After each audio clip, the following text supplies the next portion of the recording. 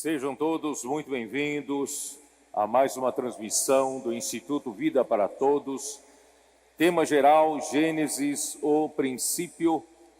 Mensagem 16, descendentes de Adão e a corrupção da raça humana. Leitura da Bíblia, Gênesis 5, de 1 até 32. E Gênesis 6, de 1 até 9.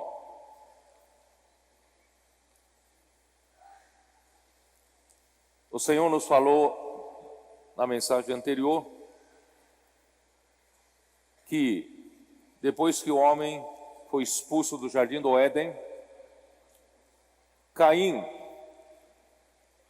ele iniciou uma civilização sem a presença de Deus, e o homem tentando provar para si mesmo que era possível viver sem Deus.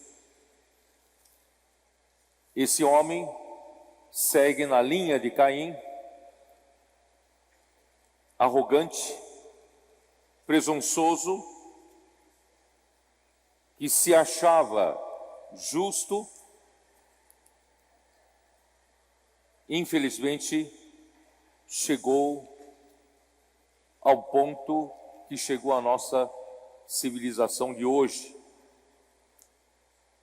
Mas graças a Deus, ele precisava trazer o descendente da mulher por meio de uma outra genealogia, não da descendência de Caim. Então, a partir do capítulo 5, que nós vamos entrar agora, fala da genealogia de Adão. Nessa genealogia não é mais da linha de Caim. A genealogia de Adão, registrado em Gênesis 5, registra as primeiras 10 gerações da raça humana, de Adão até Noé. A genealogia humana começa com Deus. Você sabia? Se você fizesse uma árvore genealógica sua, você terá que começar a partir de Deus. Porque aqui no versículo 1 diz: este é o livro da genealogia de Adão, no dia em que Deus criou o homem, à semelhança de Deus o fez, homem e mulher os criou e os abençoou e lhes chamou pelo nome de Adão, no dia em que foram criados. Adão, já disse, significa homem, a humanidade, e aqui reafirma que o homem foi criado à imagem de Deus. Tanto o homem quanto a mulher foram criados à imagem de Deus. E Deus os abençoou. Importante relembrar em Gênesis capítulo 1, quando Deus criou o homem, versículo 28, e Deus os abençoou e lhes disse: sede fecundos, multiplicai-vos, enchei a terra e sujeitai-a, dominai sobre os peixes do mar, sobre as aves dos céus e sobre todo animal que rasteja pela terra.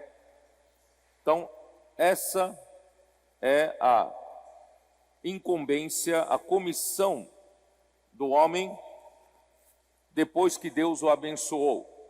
É a multiplicação dos seres humanos. E nesta genealogia não registra as atividades de cada um ou as suas realizações, com exceção de Enoque, que no versículo 22 a 25, que nós lemos agora aqui na reunião, que diz o seguinte: andou Enoque com Deus, e depois que gerou a Metusalém, viveu 300 anos e teve filhos e filhas. Todos os dias de Enoque foram 365 anos. Andou Enoque com Deus e já não era, porque Deus o tomou para si. Com exceção dessa descrição, não há nenhuma descrição das atividades de cada um. Isso é bem semelhante àquilo que eu comentei ontem. Em Lucas 18, aquele fariseu, ele tinha muitas realizações para apresentar a Deus e aos homens. E achando que pelas suas realizações ele seria justificado, pelas suas muitas realizações ele seria aceito por Deus, teria agradado a Deus. No entanto, aquele publicano não tinha realizações para apresentar, ele apenas tinha um homem arrependido para apresentar-se. Ele só disse: "Se propício a mim, pecador".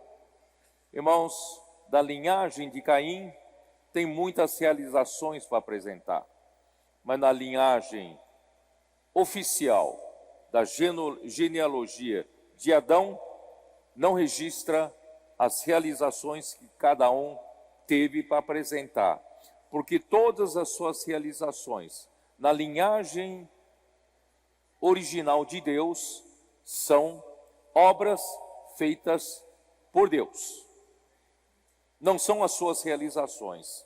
Vocês entenderam? Por isso, irmãos, aquele que faz parte do ramo da videira,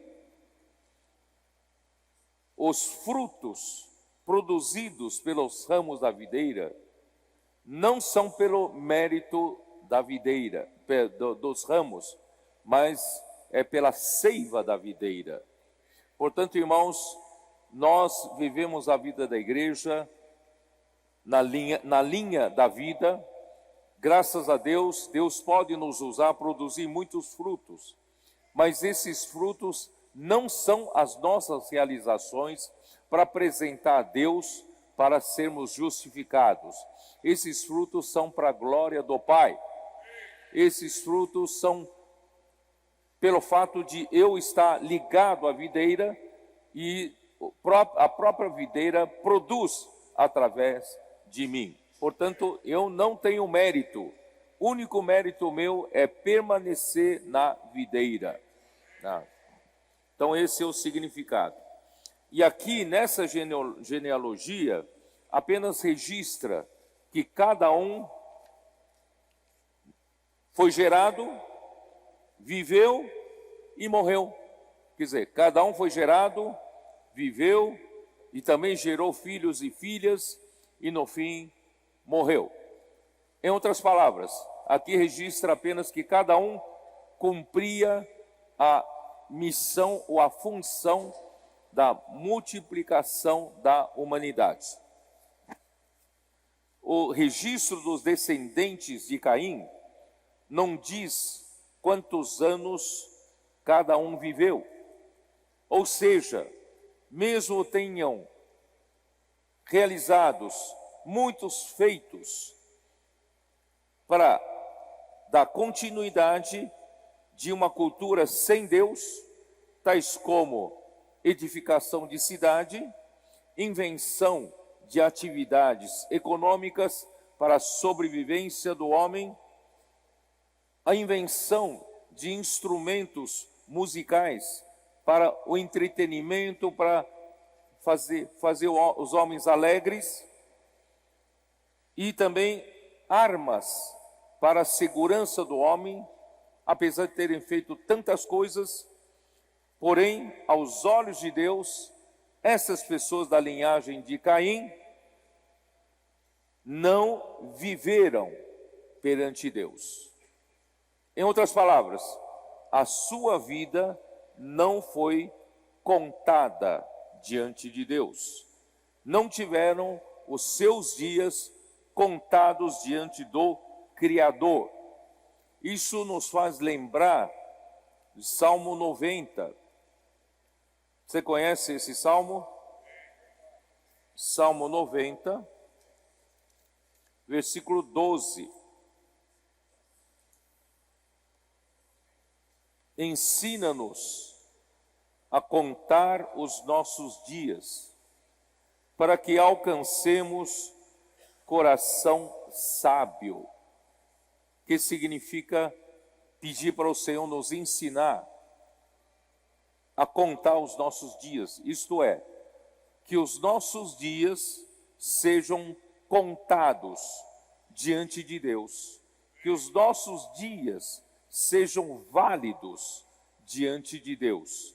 Portanto, irmãos, se você viver na linhagem de Caim, os seus dias não são contados. Mas se você viver na linhagem da genealogia de Adão, os seus dias serão contados.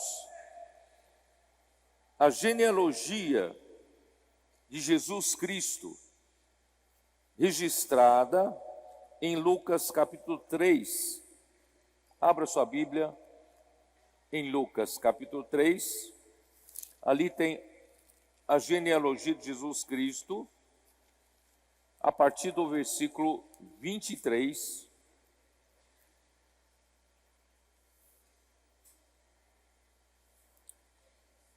É importante,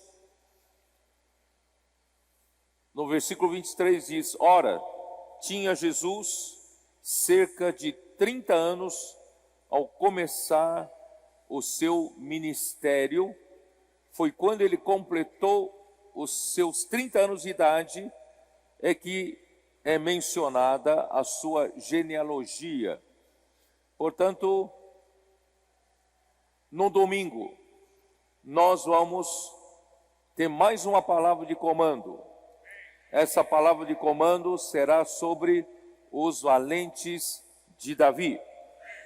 Os valentes de Davi são aqueles que é a faixa etária que se inicia com os 30 anos de idade, quando Jesus começou o seu ministério. Portanto,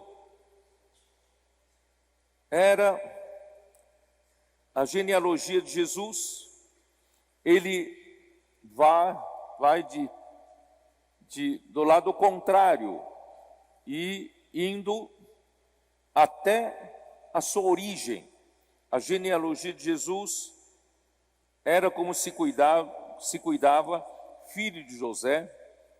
Na verdade, oficialmente, Jesus foi incluído na genealogia de José, mas ele não nasceu de José, ele nasceu de Maria, certo?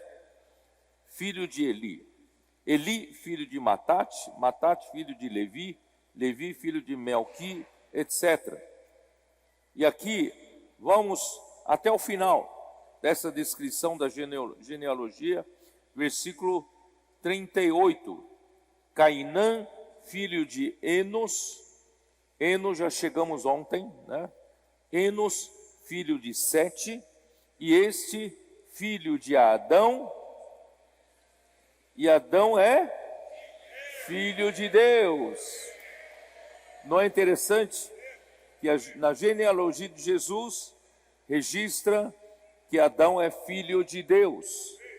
Então, a genealogia de Jesus vai até Deus. Deus, Adão, Sete, Enos e assim por diante, até chegar em Jesus.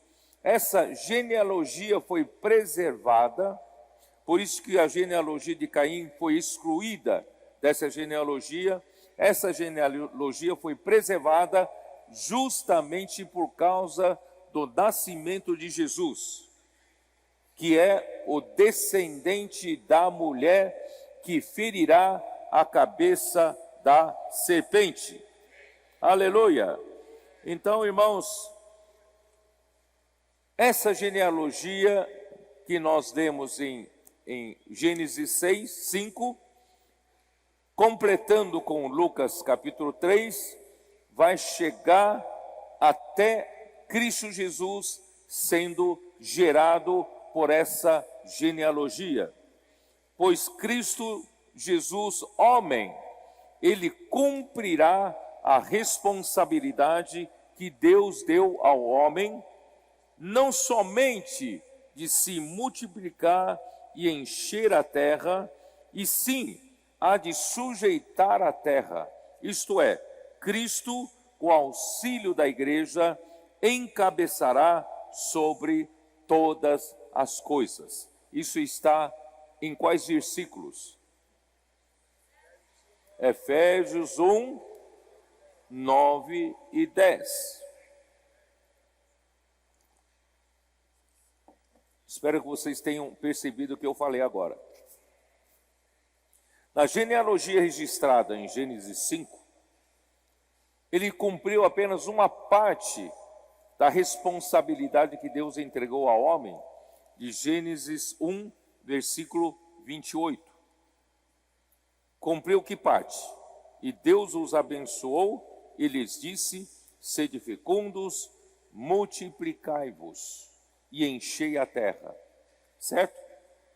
Então, fulano de tal gerou o seu filho, e o seu filho, né, e depois viveu tantos anos, gerou filhos e filhas, e viveu mais tantos anos e morreu. E o seu filho, né, viveu tantos anos, gerou filhos e filhas, e viveu mais tantos anos e morreu. Quer dizer, nasce, gera, vive e morre. Então só cumpre uma função. Qual é a função? A função de ser fecundo, de se multiplicar, de encher a terra. Mas não cumpre a função de sujeitar a terra. Vocês perceberam isso? Falta a função de sujeitar a terra, de dominar a terra. E quem vai cumprir essa função de sujeitar a terra e dominar a terra? É Cristo. Por isso que essa genealogia não faz sentido se não chegasse até Cristo. O homem não tem como cumprir a responsabilidade que Deus deu ao homem de sujeitar a terra. E Cristo sozinho também não tem condições de sujeitar toda a terra. Ele conta com a igreja que ele gerou na cruz e na sua ressurreição. Ele conta com a cooperação sua e minha. Hoje nós estamos aqui como trabalhadores da última hora, cooperando com o Senhor para encabeçar todas as coisas em Cristo. Certo? Porque ele já está lá em cima no terceiro céu, todas as coisas já estão debaixo dos seus pés, mas nem todas as coisas lhe estão sujeitas. Portanto, nós estamos nesse final dos tempos cumprindo essa missão.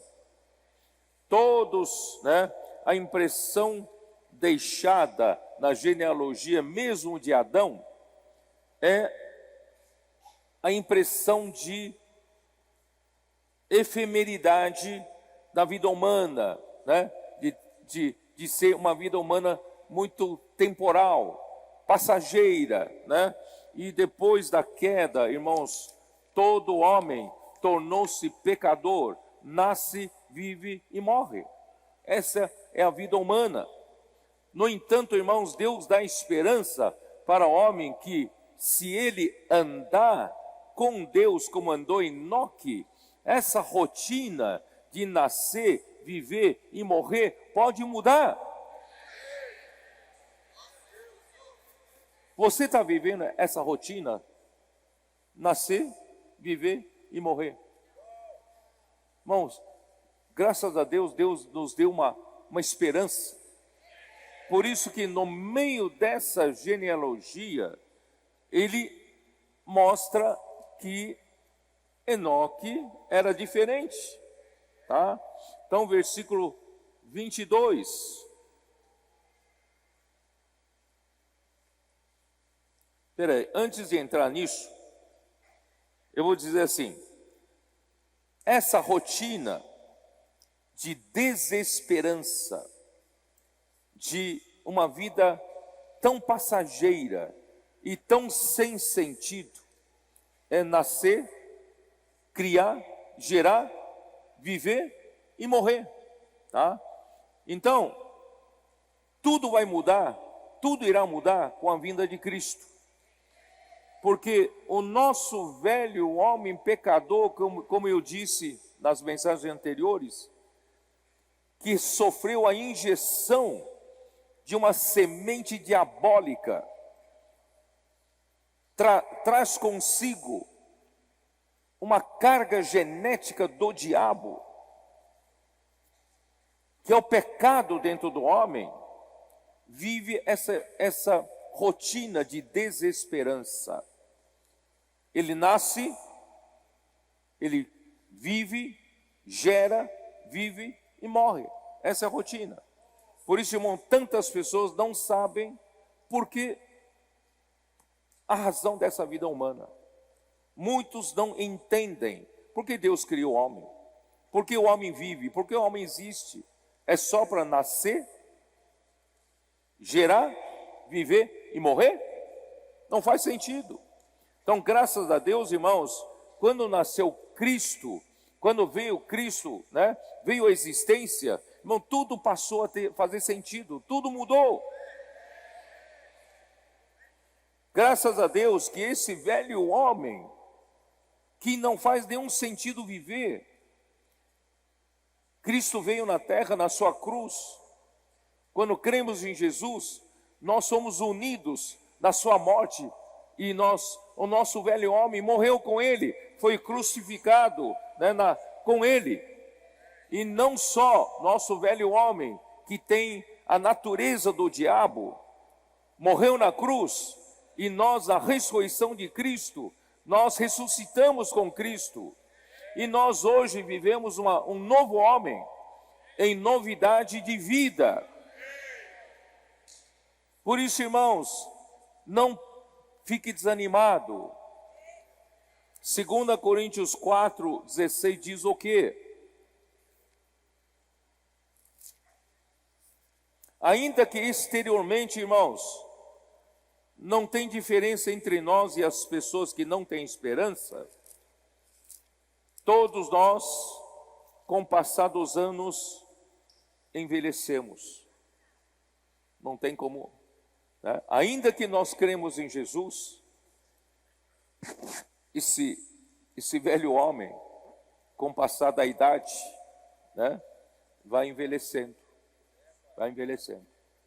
Mas ainda que ele envelheça, certo? Capítulo 4, versículo 16, por isso não desanimamos. Pelo contrário, mesmo que o nosso homem exterior se corrompa, contudo, o nosso homem interior se renova de dia em dia. Por isso, irmãos, quem vive pelo velho homem, vive uma vida de semblante caído, vive uma vida de desânimo, vai envelhecendo, vai ficando cheio de rugas e vai se definhando e não tem mais esperança, está mais perto do caixão. Mas, irmão, nós não. Conforme os anos passam, ainda que essa casca vai se envelhecendo, mas o nosso homem interior se renova a cada dia, pela palavra que nós fazemos imersão, inculcando a palavra, né? Câmara de energização. Por isso Caleb disse: eu ainda hoje, aos 80 anos de idade, eu sou tão forte, tão vigoroso quando eu tinha 40 anos. Irmãos, eu posso ter uma aparência já mais velha, mas, irmão, dentro de mim, eu estou novo. Aleluia! Não fazemos parte daquela rotina sem esperança. A nossa vida tem sentido.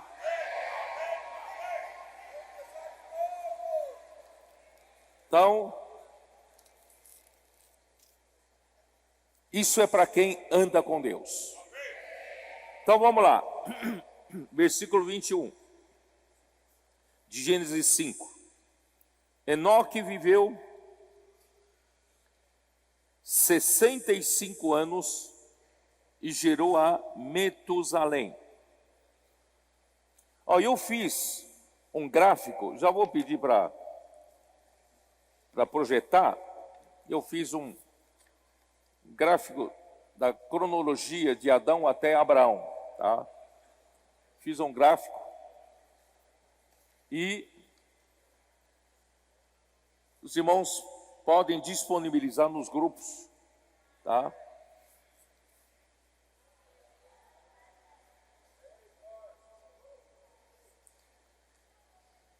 Enoque viveu 65 anos, gerou a Metusalém. E ele andou Enoque com Deus. E depois que gerou a Metusalém, ele ainda viveu mais 300 anos e teve filhos e filhas. Todos os anos de Enoque foram 365 anos. Equivale aos 365 dias de um ano.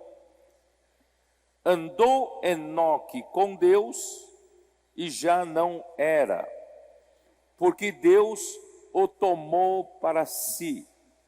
Irmãos, ele é o único desse registro de genealogia de Gênesis 5. Ele não morreu. Ele nasceu, gerou, viveu, andou com Deus e foi tomado para Deus. Então, irmãos, esse é um modelo para nós. Viver como todo ser humano que vive ao nosso redor, irmão, não faz sentido. Por isso eu estou conclamando vocês que estão na faixa etária de valente de Davi. Não faz sentido ter sucesso profissional, ter sucesso, financeiro, grandes homens de negócio, ter bens, patrimônios, mas se a sua vida é como outros, igual a outros dessa genealogia, nascer, viver e morrer, não faz sentido, ainda que tenha toda a riqueza do mundo, acumule todo o patrimônio do mundo, não faz sentido. Não é mesmo, irmãos? Então, devemos aproveitar cada dia, enquanto vivemos como qualquer outro vive, mas nós aproveitamos cada dia para andar com Deus. Isto é, viver na presença de Deus. Onde está a presença de Deus? Está na sua palavra. Por isso, irmão, o nosso relacionamento íntimo com Deus, ou nosso relacionamento íntimo com a palavra de Deus, precisa ser desenvolvido, a todo tempo. Então vamos desenvolver um relacionamento íntimo e profundo com Deus por meio da sua palavra, amando a sua palavra, inculcando a palavra no coração e praticar essa palavra, irmão, isso sim nos diferencia de outro ser humano. Ou você quer ser um como outro qualquer, vivendo aquela rotina que não faz sentido. E eu quero ser diferente. Você quer ser diferente? Eu quero ser diferente. Então, eu quero aproveitar cada dia, ainda que você que está na faixa de valente de Davi, esteja muito ocupado com seus negócios, com sua vida profissional. Irmãos, lembre-se, use um pouquinho de tempo, se aproxime da palavra, ande na presença de Deus, mesmo que seja poucos minutos por dia, uma pequena imersão, né? Forme grupos de câmara de energização, encoraja um ao outro, ainda que vocês tenham pouco tempo nessa faixa etária, marque 15 minutos que seja, não tem por dia, por semana então. Que tal a gente marcar, fazer uma imersão ultra refinada? Irmãos, isso vai fazer diferença na sua vida. Você não vai viver como outro qualquer. Nós não somos um como outro qualquer. Nós somos aqueles que andam na presença de Deus. Andou Enoque com Deus. Agora eu vou mostrar a diferença entre Enoque ter andado com Deus e Deus andar com o homem. É diferente. Lucas 24. Lucas 24, versículo 13. Aqui registra, depois que Jesus Cristo morreu, e já é o primeiro dia da semana, ele ressuscitou. Ele ressuscitou. Algumas mulheres foram as primeiras a presenciarem o fato e contaram aos discípulos. E os discípulos nem todos acreditaram. É difícil acreditar que aquele Jesus foi pendurado na cruz na sexta-feira e no domingo, de manhã cedo, de madrugada, né? Logo cedo, certo? As mulheres já foram até o túmulo e encontraram que o túmulo vazio. Mas nem todos acreditaram. E esses dois discípulos, dois dos seus discípulos, não viam mais a razão de ficar em Jerusalém. Vamos aguardar o quê? Algumas mulheres falaram que Jesus ressuscitou. Mas para que ficar aqui em Jerusalém? Ele não vai aparecer a nós, certo? Então, eles resolveram sair de Jerusalém e desceram caminho ladeira abaixo para uma aldeia chamada Emaús. Vocês entenderam? Esse é o contexto. Versículo 13, naquele mesmo dia, 2 deles estavam de caminho para uma aldeia chamada Emaús, distante de Jerusalém, 60 estádios. Iam conversando a respeito de todas as coisas sucedidas. Ele ressuscitou ou não? Você acredita?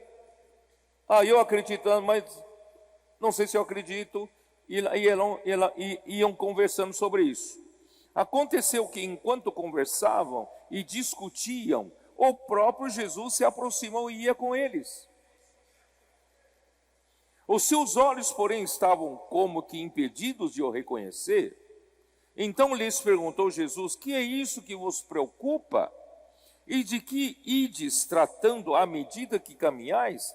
E eles pararam entristecidos.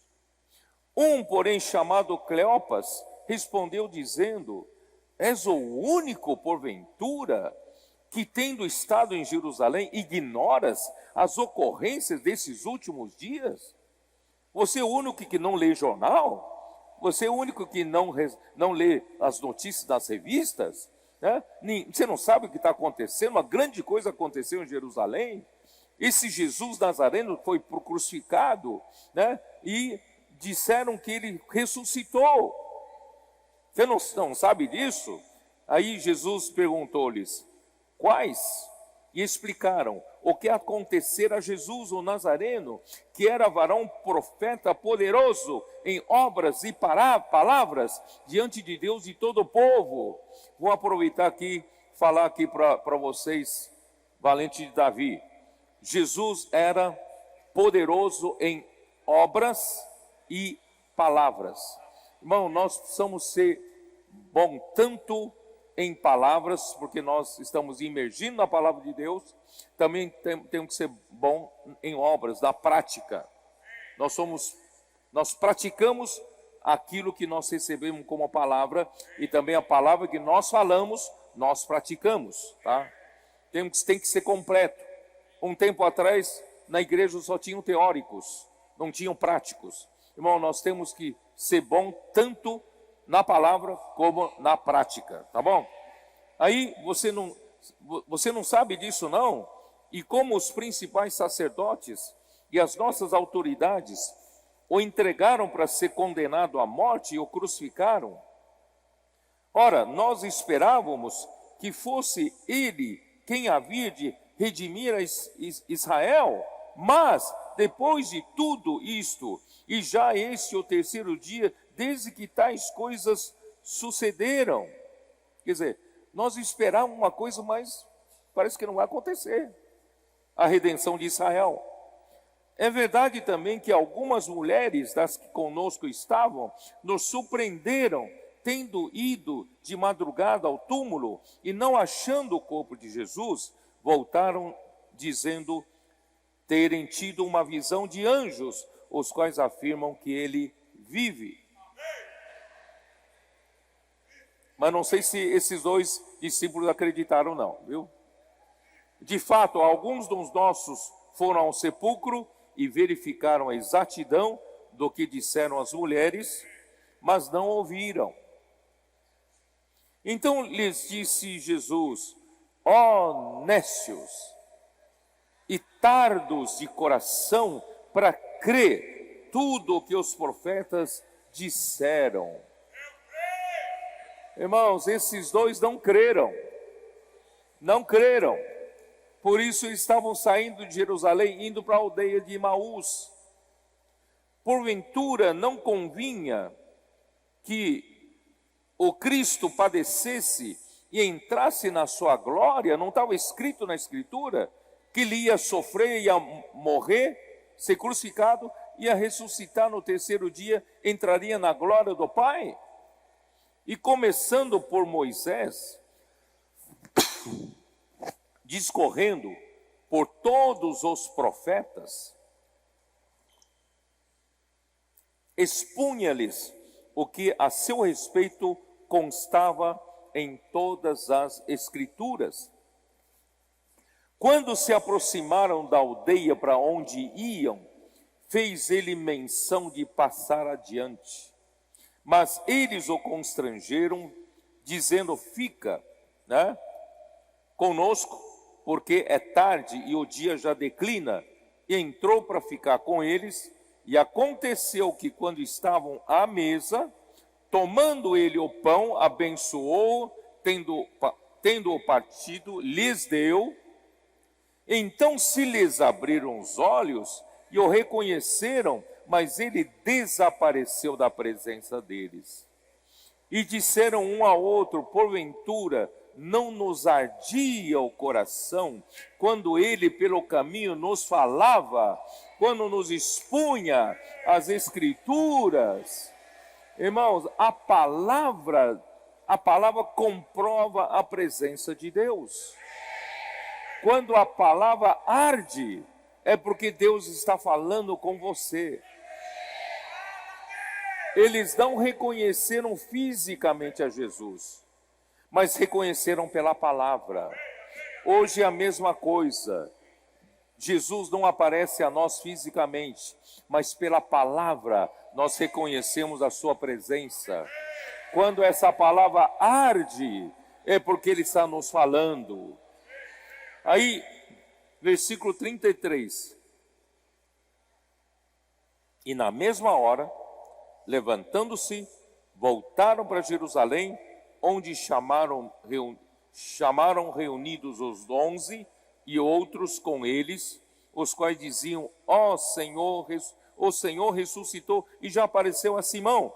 Então os dois contaram o que lhes aconteceram no caminho e como fora por eles reconhecido no partir do pão. Não sei se vocês entenderam a moral da história. Acho que não entenderam.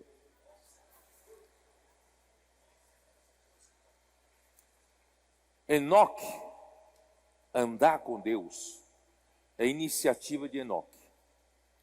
Os 2 discípulos que iam para o caminho de Emaús não tomaram iniciativa de andar com Deus, mas Jesus, para salvá-los da incredulidade, andou com eles. Vocês entenderam a diferença? Às vezes, por falta de fé, você vai por ladeira abaixo. Você sai de Jerusalém, vai para Emaús. Você não crê na palavra, você fala, não tenho mais o que fazer aqui em Jerusalém, eu vou descer para Emaús. Pela misericórdia de Deus, Jesus aparece a você e anda com você. E quando ele anda com você, qual é o seu propósito? Para te acordar, para te despertar, para fazer você lembrar da palavra que ele falou, certo? E fazer você voltar de Emaús para Jerusalém. Vocês entenderam? Então, irmãos, quando nós estamos descendo a ladeira abaixo, o Senhor Jesus vem para andar conosco e nos traz de volta. Mas o melhor é nós ativamente, né? Nós positivamente tomarmos uma ação de que todos os dias eu quero andar com Deus. Aí é a minha decisão, eu quero andar com Deus todos os dias. Então, irmãos, não foi Deus quem andou com Enoque, pelo contrário, Enoque andou com Deus. Quando um homem anda com Deus em uma constância, não com altos e baixos, vocês entenderam ou não? Não é andar com Deus de vez em quando. Não é andar com Deus e depois a minha vida sobe e depois desce lá para o inferno. E sobe de novo para o Éden e desce para o inferno. Não, temos que ter uma vida em constância. Andar com Deus numa constância. Sabe por que isso? Porque quem anda com Deus, anda numa ascendência. Nunca é no mesmo nível. Quem anda com Deus, anda assim, ó.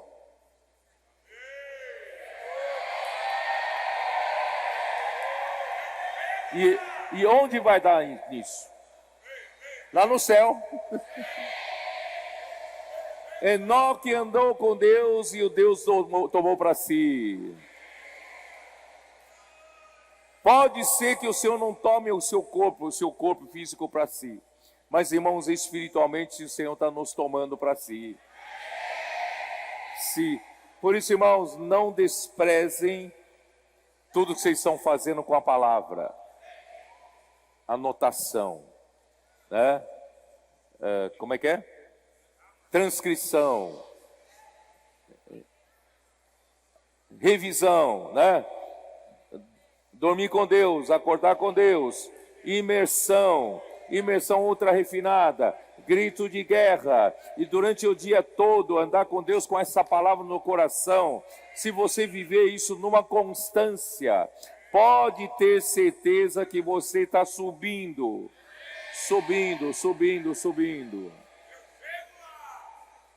Quando você estiver descendo, Deus ainda pela sua misericórdia aparece a você. Ele vem andar com você. Mas é para você sair de Emaús e subir para Jerusalém. Entenderam o sentido? Por isso, irmãos, Enoque, ainda mais, Enoque deu nome de Metusalém a seu filho. Metusalém significa, a palavra Metusalém, nome, significa aquele que maneja a lança. Tá? Mas também pode significar que quando ele morrer, virá. Então, se você olhar para o gráfico que eu fiz, tá? Enoque gerou a Metusalém. Metusalém nasceu no ano 3288. Essa datação nós adotamos, né, a datação de um autor chamado Edward Rees. E está, quem quiser, está na Bíblia Cronológica da Nova Versão Internacional, NVI, a Bíblia Cronológica. Então nós adotamos, tá, essa datação, tá? E nessa datação, a Metusalém nasceu no ano 3288 e o nome Metusalém é quando ele morrer virá. Virá o quê? Virá o dilúvio. Então foram exatamente 969 anos. Isso está em Gênesis 5, versículo 27. Dá uma olhada. Gênesis 5, versículo 27. Todos os dias de Metusalém foram 969 anos e morreu. No ano que ele morreu, veio o dilúvio. Veio o dilúvio, tá? Ó Senhor Jesus, portanto Metusalém já foi, o nome dele já foi um aviso de Deus, de que uma grande coisa iria vir para destruir. Então, isso quase 1000 anos antes, tá? Foi um aviso de Deus. Aí, em seguida, nós entramos em Gênesis capítulo 6, porque não tem muito mais que comentar no capítulo 5. Capítulo 6 inicia a corrupção da raça humana, né? Aí vem uma parte muito polêmica na interpretação, tá? Então vamos lá, capítulo 6, versículo 1. Bom, vamos terminar de ler o capítulo 5, versículo, né, Lameque, versículo 28. Lameque viveu 182 anos e gerou um filho, pôs-lhe o nome de Noé, dizendo: este nos consolará dos nossos trabalhos e das fadigas de nossas mãos nesta terra que o Senhor amaldiçoou. Depois que gerou a Noé, viveu Lameque 595 anos e teve filhos e filhas. Todos os dias de Lameque foram 777 anos e morreu. Era Noé da idade de 500 anos e gerou a Sem, Cã e Jafé. Aí capítulo 6 começa um registro da corrupção da raça humana. Versículo 1: como se foram multiplicando os homens da terra e lhes nasceram filhas. Filhas, são mulheres humanas. Vendo os filhos de Deus que as filhas dos homens eram formosas, tomaram para si mulheres, as que entre todas mais lhes agradaram. No entanto,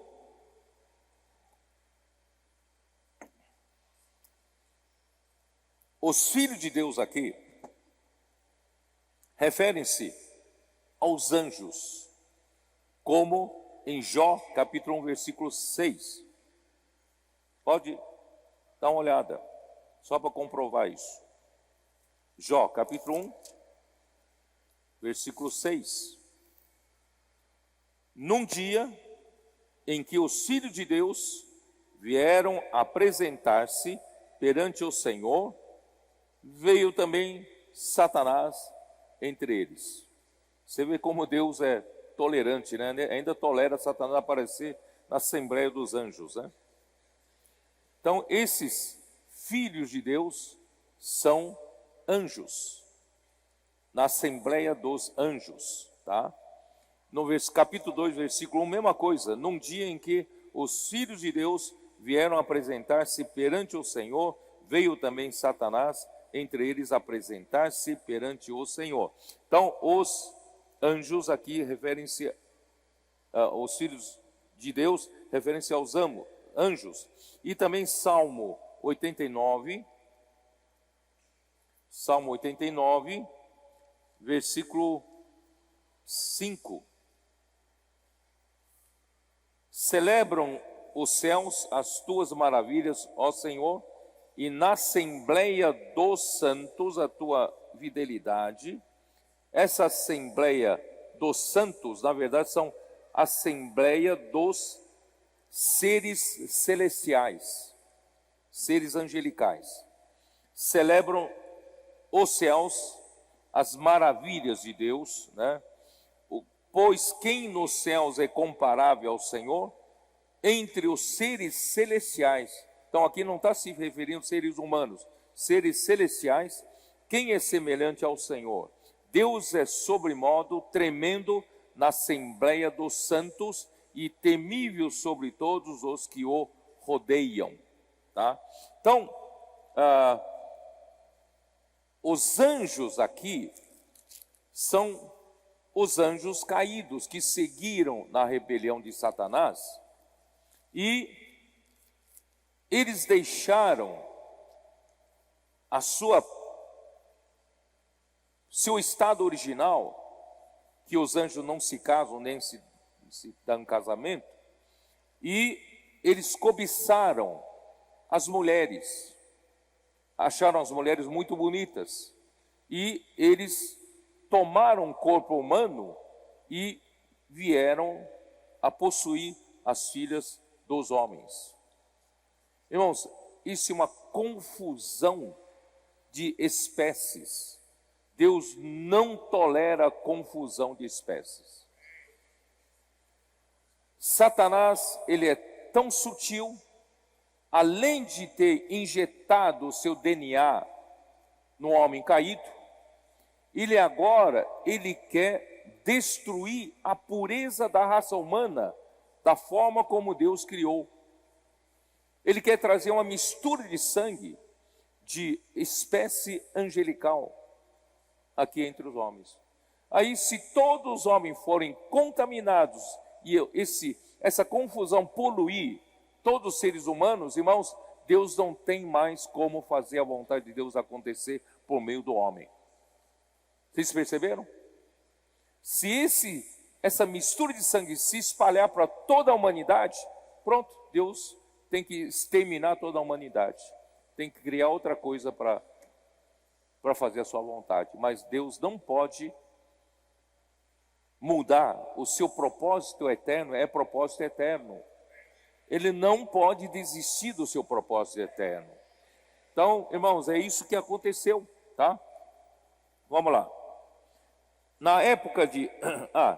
aí, esses anjos são anjos caídos que seguiram a Satanás na sua rebelião contra Deus. Isso está registrado em Apocalipse 12, versículo 4, né?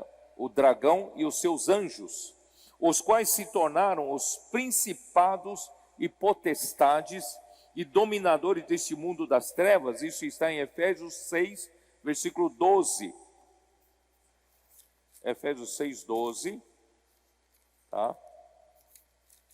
E diz o quê? Porque a nossa luta não é contra o sangue e a carne, e sim contra os principados e potestades, contra os dominadores desse mundo tenebroso, contra as forças espirituais do mal nas regiões celestes. Esses são os anjos que se rebelaram juntamente com Satanás e o seguiram, tá? Então, dentre esses anjos caídos que seguiram a Satanás, dentre eles, há um pequeno grupo que cometeu essa coisa proibida por Deus, que aconteceu. Então, irmãos, só que são coisas misteriosas que nós não entendemos. Não me pergunta muito porque eu não sei, tá? Como isso pode acontecer, mas aconteceu, tá? Então, na época de Noé, então, alguns desses anjos tomaram corpos humanos. Vocês sabem que anjos podem vir em forma de homens. desde que autorizados por Deus. Como no caso, quando Deus apareceu a Abraão. Lembra que eu falei já isso? Vamos dar uma olhada, vai. Gênesis 18. Eu já mostrei isso para vocês. Gênesis 18, versículo 2. Quando o Senhor apareceu a Abraão, versículo 2. Levantou ele os olhos, olhou, e eis 3 homens de pé em frente dele. Eram 3 homens. Abraão viu 3 homens. E quem eram esses 3 homens? Quem eram 3 homens? Um era o próprio Senhor. Muito provavelmente o próprio Cristo. E 2 eram anjos. Tá? 2 eram anjos. E vieram na forma de homens. E quando, versículo 16, tendo se levantado dali aqueles homens, olharam para Sodoma e Abraão ia com eles para os encaminhar. Aí disse o Senhor, um deles era o Senhor: ocultarei a Abraão o que estou para fazer? Aí enquanto um deles ficou com Abraão, falando com Abraão, 2 anjos partiram para Sodoma. Versículo 22. Então partiram dali aqueles homens e foram para Sodoma, porém Abraão permaneceu ainda na presença do Senhor. Tá? E no capítulo 19, versículo 1, mostra que são os 2 anjos. Tá? Ao anoitecer, vieram os 2 anjos a Sodoma. Vocês entenderam? São 3 homens que Abraão viu. Um era o Senhor, 2 eram anjos. Um ficou conversando com Abraão, 2 desceram para Sodoma. E 2 que desceram para Sodoma, capítulo 19, versículo 1 fala, eram os anjos. Então os anjos podem vir em forma humana, desde que autorizados por Deus. Tá? Então, sem a autorização de Deus, irmãos, é ilegal. Eles não têm contato conosco. Estamos em esferas diferentes. Tá? Então, infelizmente, esses anjos caídos usaram de forma ilegal e contraíram união ilícito, isso é, consumaram casamentos ilícitos com as filhas dos homens, contaminando a raça humana. A raça humana foi contaminada. No livro de Judas, dá uma olhada em Judas, versículos 2 e 3. Judas, vocês sabem que é um livro antes de Apocalipse, né? Acharam? Versículo 6.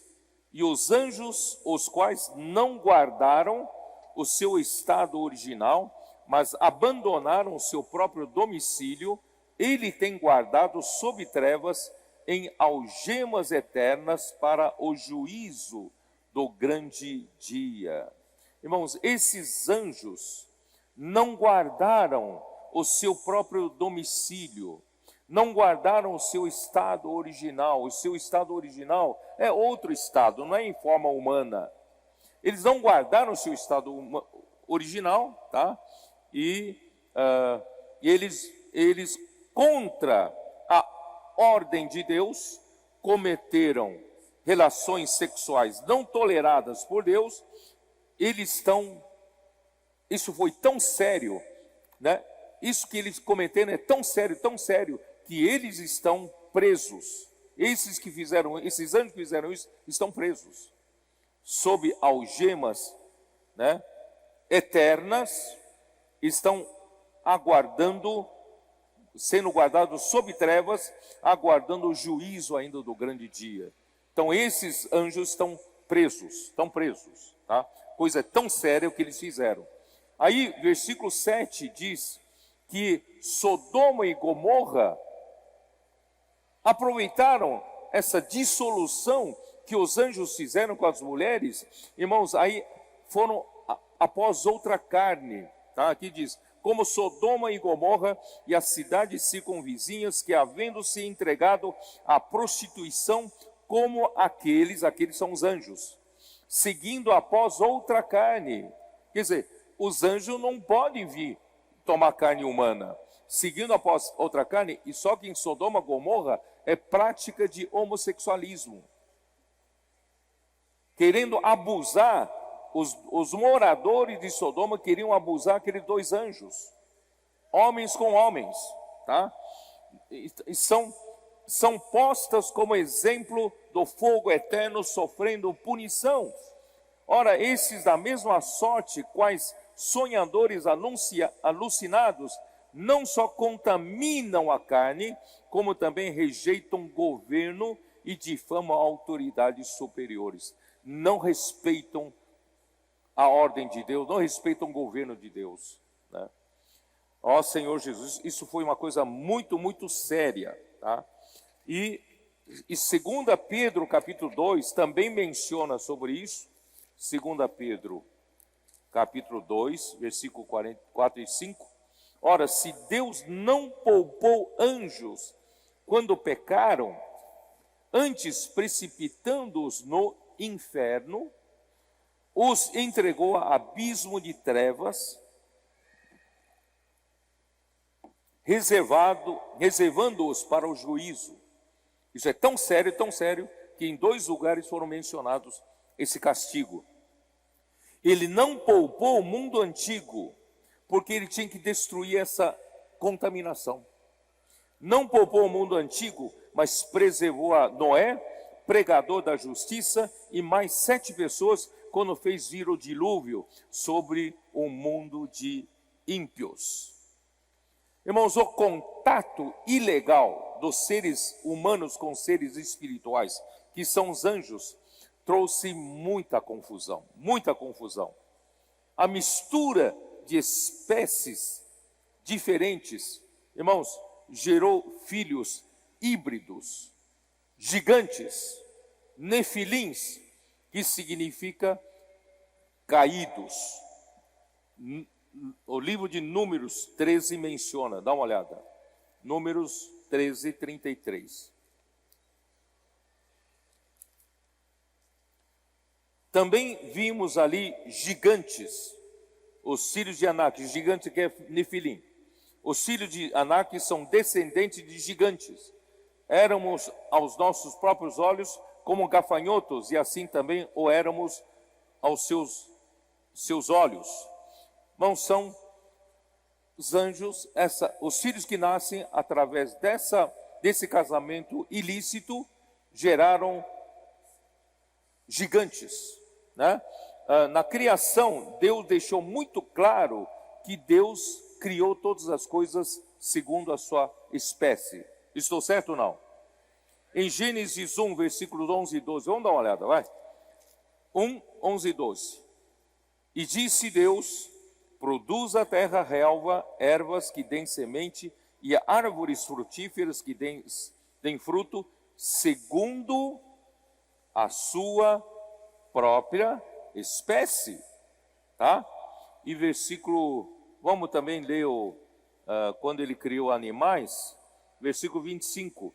E fez Deus os animais selváticos segundo a sua espécie, e os animais domésticos conforme a sua espécie, e todos os répteis da terra conforme a sua espécie. Imagina se Deus não tivesse feito essa limitação de que cada espécie tem que produzir somente da sua espécie. Imagina que confusão poderia haver, não é? Então, o casamento é entre homens, não com anjos. Cada um tem a sua espécie, tá? Quando essa mistura maligna se espalhar por toda a humanidade, Deus não terá mais seres humanos da forma como criado para fazer a sua vontade. Esse foi o motivo do dilúvio. Vocês perceberam? Então disse Deus, vamos voltar lá, Gênesis, capítulo 6, versículo 3.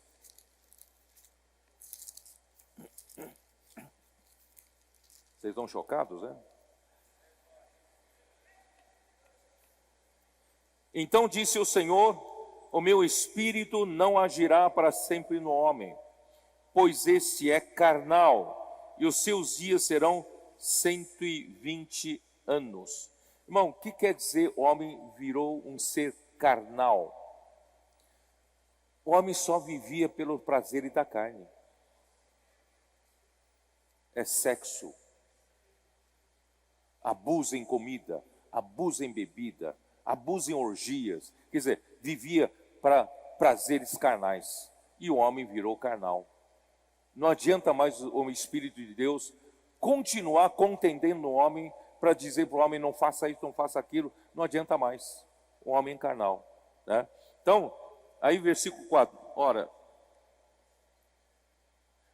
bom, o corpo humano foi criado para o homem viver na terra, multiplicar-se e encher a terra com o fim de realizar a vontade de Deus, que é sujeitar a terra.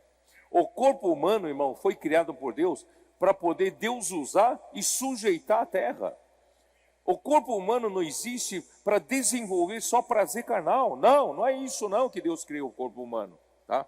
E para que a vontade de Deus seja feita na terra, o Espírito de Deus precisa agir no homem, contendendo com ele no espírito humano, para esse seguir a direção do Espírito.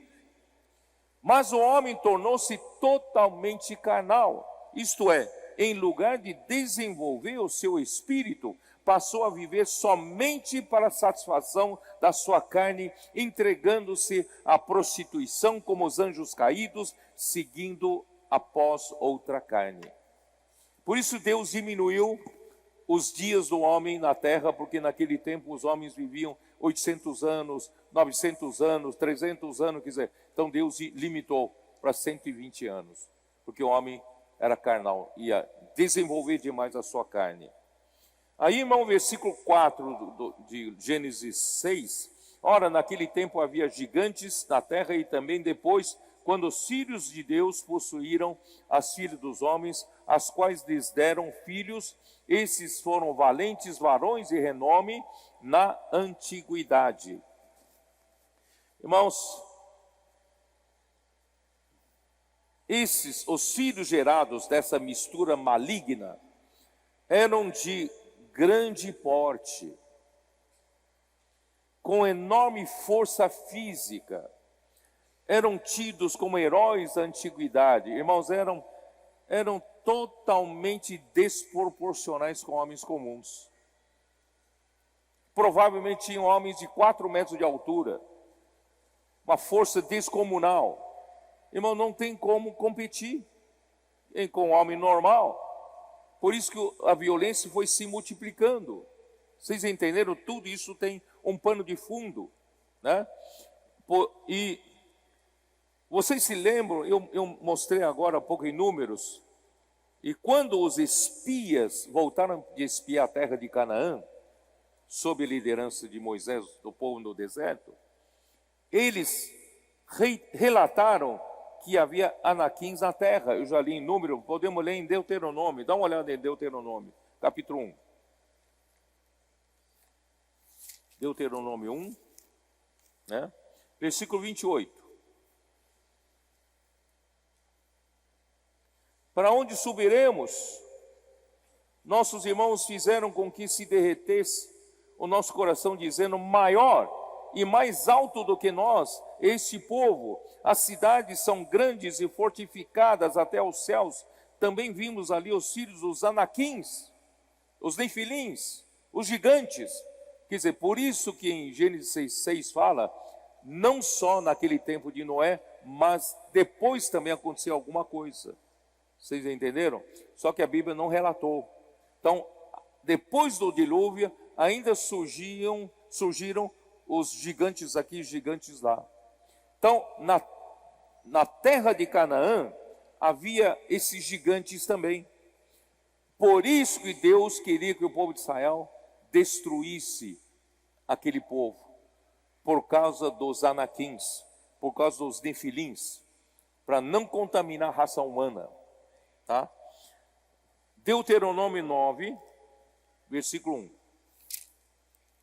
Ouve, ó Israel, tu passas hoje o Jordão para entrares a possuir nações maiores e mais fortes do que tu, cidades grandes e amuralhadas até os céus, povo grande e alto, filhos dos Anaquins. Vocês estão entendendo? Deus está mandando o povo de Israel para justamente destruir esse povo dos Anaquins, que tu conheces e de que já ouvistes.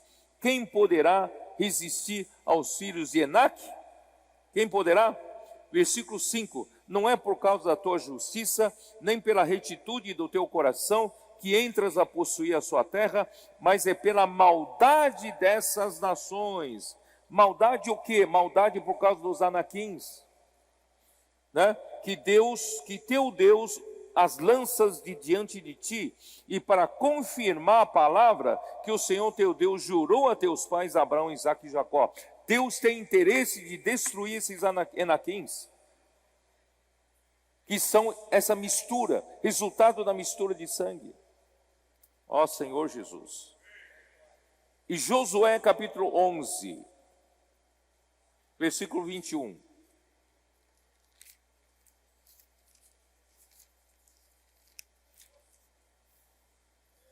Nós também estamos entrando na boa terra de Canaã. E no caminho tem grandes lutas. E a nossa luta não é mais contra sangue e carne. Nossa luta é contra os gigantes, os principados e potestades do ar. Tá?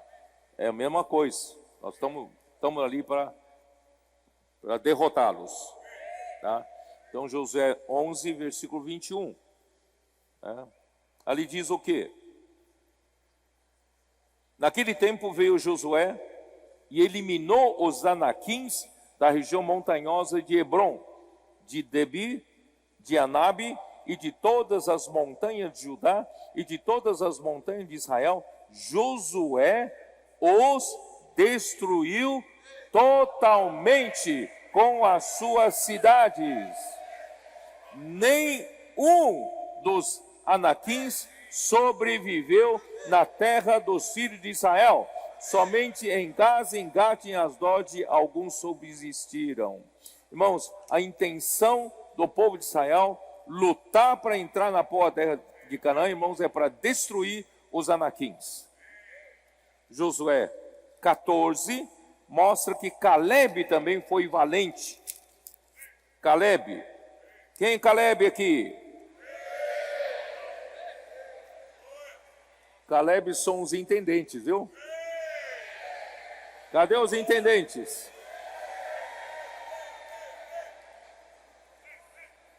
Versículo 11. Estou forte ainda hoje como no dia em que Moisés me enviou. Qual era a minha força naquele dia, tal ainda agora, para o combate, tanto para sair a ele como para voltar. Irmãos, ainda estou forte para sair à guerra. Agora, pois, dá-me este monte, de que o Senhor falou naquele dia, pois naquele dia ouvistes que lá estavam os Anaquins, e grandes e fortes cidades. O Senhor, porventura, será comigo, para os desapossar, como prometeu. Josué, então, o abençoou e deu a Caleb. Caleb, então, né, deu a Caleb, filho de Jefoné, Hebrom, em herança. Portanto, Hebrom passou a ser de Caleb, filho de Jefoné, o quenezeu, em herança até o dia de hoje, visto que perseverara em seguir o Senhor, Deus de Israel. Dantes o nome de Hebrom era Kiriate Arba. Este Arba foi o maior homem entre os Anaquins, e a terra repousou da guerra. Ó Senhor Jesus! Então, voltando lá para Gênesis 6, Deus então resolve fazer desaparecer o homem que ele criou. Senhor Jesus. 6, versículo 5. Viu o Senhor que a maldade do homem se havia multiplicado na terra e que era continuamente mal todo o desígnio do seu coração. Então se arrependeu o Senhor de ter feito o homem na terra, isso lhe pesou no coração. O homem foi criado justamente para fazer a vontade de Deus.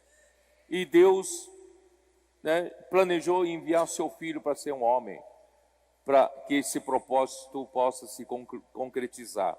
Mas o homem foi contaminado. Aí, então disse o Senhor: farei desaparecer da face da terra o homem que criei, o homem e o animal, os répteis e as aves do céu, porque me arrependo de os haver feito.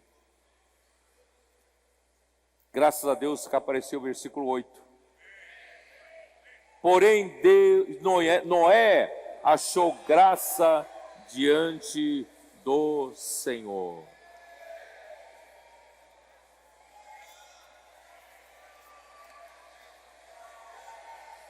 Ó Senhor Jesus,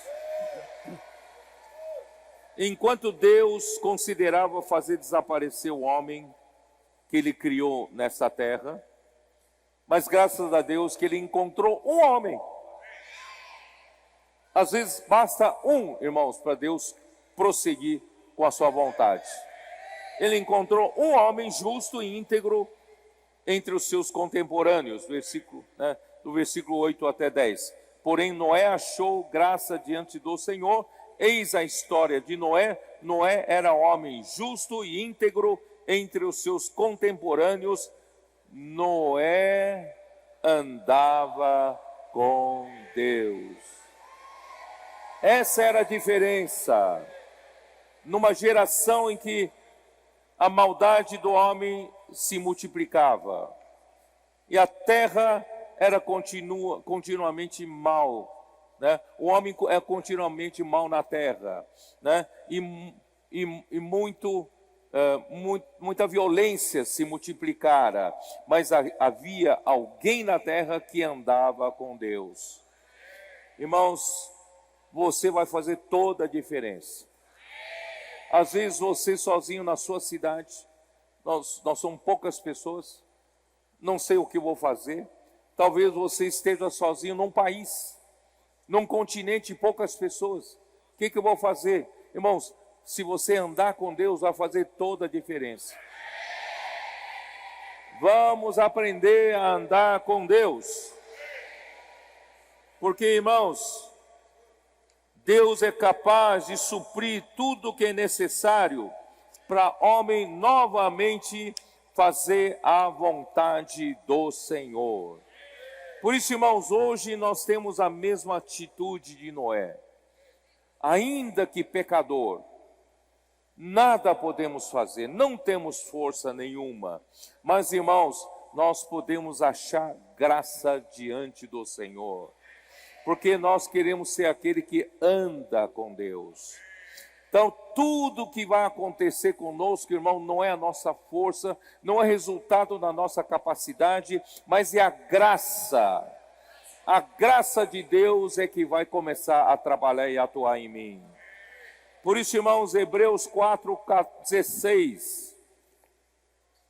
Já estou terminando. Hebreus 4:16. Não dependa da sua força, não seja presunçoso como Caim. Não se acha justo, não se acha melhor que os outros. Você e eu somos apenas pecadores.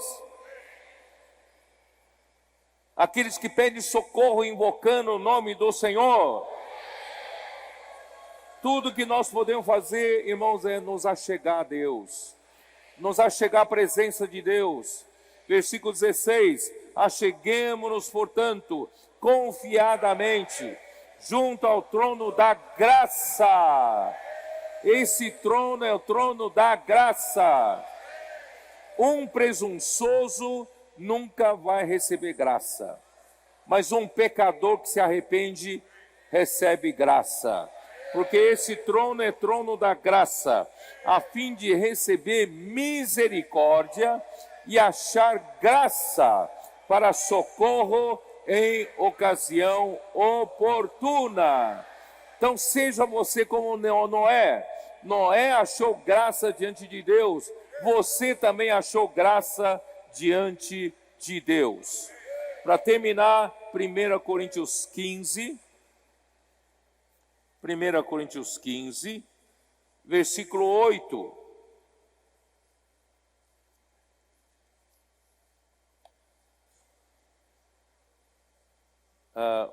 Versículo 9.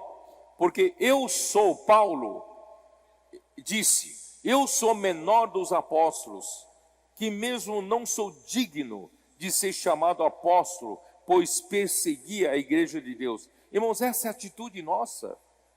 Sou apenas um pecador. Não vem mostrando currículo para Deus, não.